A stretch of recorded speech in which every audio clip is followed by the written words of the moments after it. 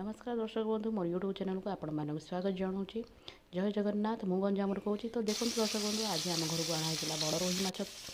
तो मो माछ को भल भाव सफा करदेली। सफा कर सारापर से हल्दी लुण पकई मुझे भाजीदेली। भजा हो सारापर मसला तैयारी कली। से मसला रसुण अदा पियाज जीरा यू को बाटीदेली। तापर बाटिक गोटे साइड रखीदेली। कड़े बसली से फुटण पकईली। फुटण फुटी सारापर मुझे आगु बाटिक रखी मसला से पकईली। स्वाद अनुसार लंकागुंड लुण हल्दी गरम मसला सब पकईकि से मसला भाजीदेली।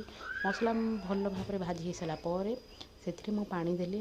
पानी आप इच्छा अनुसार देपारे। आपको जो अधिक झोल दरकार तो किसी आप पानी देपारे। आज भी आपको झोल दरकार नहीं तो कम पानी देपारे।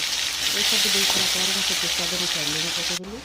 तापर पानी फुटले सब माछ पकईदेली। माछ पकई सारापर ओल्हे तेल पसंद होता गरम मसला पकईली। गरम मसला पकई माछ तरकारी होगला।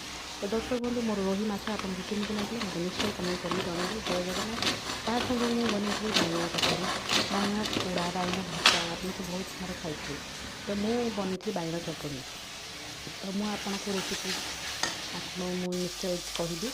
तो दर्शक बंधु मोर आज रोही माछ बेसर तरकारी केमती लगे मतलब निश्चय कमेंट कर जानवे। जय जगन्नाथ। आ मत ढेर सारा सब्सक्राइब करेंगे शेयर करिए कमेंट करेंगे। आउ आपन को कौन रेसिपी इच्छा जानवाई मत निश्चय कमेंट कर जानवे। जय जगन्नाथ।